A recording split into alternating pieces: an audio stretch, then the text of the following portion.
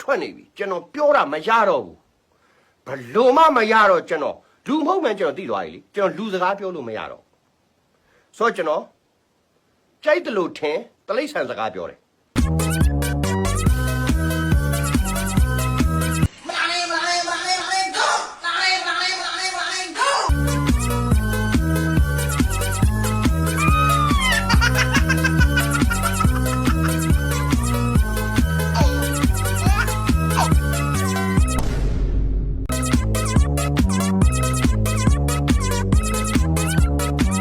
ဘာကြည့်နေရလဲ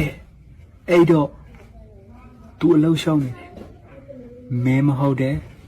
တခြားတယောက်နဲ့